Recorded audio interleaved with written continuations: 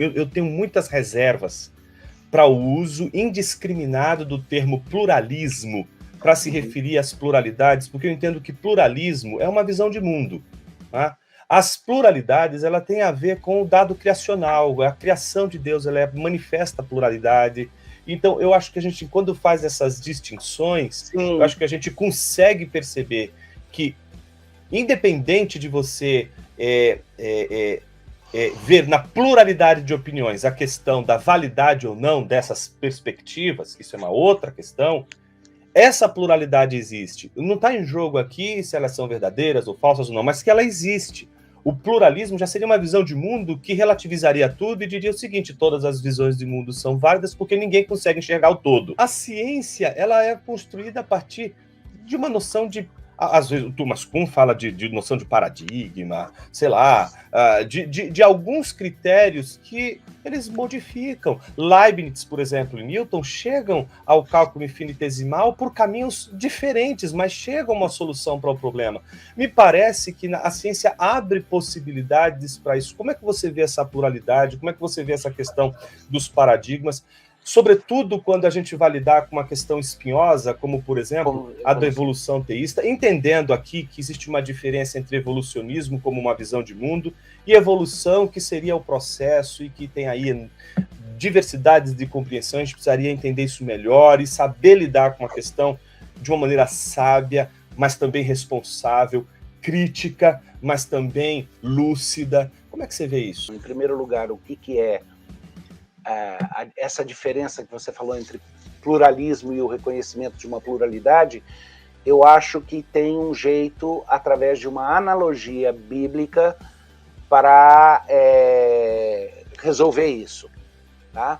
Mas eu vou pegar isso em segundo. O outro, em primeiro, é a questão, quando eu faço a pergunta, no nosso contexto, essa tentativa de dar respostas como se fossem últimas sem perceber, na verdade, volta lá para aquela analogia do quarto.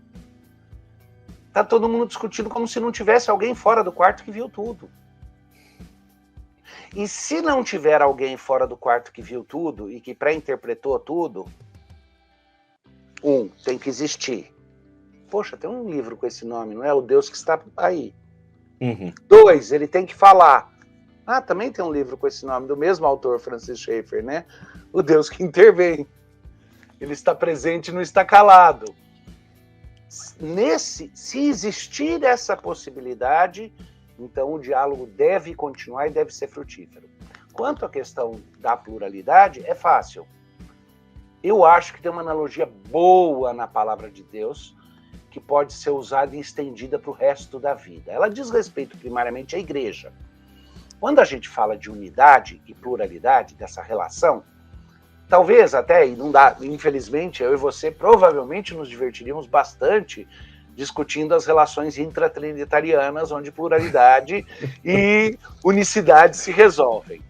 Mas o que acontece na igreja é a dificuldade em perceber que a unidade que a gente acostumou a considerar hoje, especialmente nesse mundo de hoje, no novo contexto de plausibilidade, a gente confunde unidade política com o conceito bíblico de unidade. E, portanto, a gente também não consegue entender pluralidade. Se eu estiver procurando a unidade do mundo no sentido de unidade análoga à política, ou seja, composta, tá? Volta lá para Parmênides e Heráclito brigando. Agora, se eu acreditar que a unidade de toda a experiência e do mundo está fora dessa sala, porque essa sala teve origem em alguém que é pessoal e intencional nos seus atos, e a partir dessa unidade, desde que eu estiver procurando estar linkado com essa unidade, e eu fujo do panenteísmo porque ela está fora, ela não é uma unidade dentro nas coisas, ela está fora.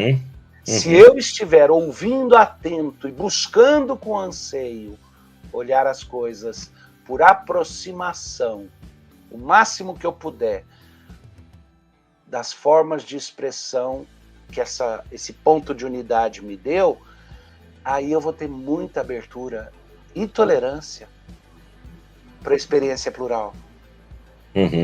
Eu vou entender que o que importa é isso, o que importa é essa experiência plural, o ponto de divergência meu e seu na análise de um ponto natural, de um ponto da experiência comum da vida. Esse ponto de divergência, a gente vai ter que, de alguma forma, fazer uma síntese? Não. Vamos olhar para a origem. Estamos partindo dos pressupostos que admitem um Criador que é a fonte.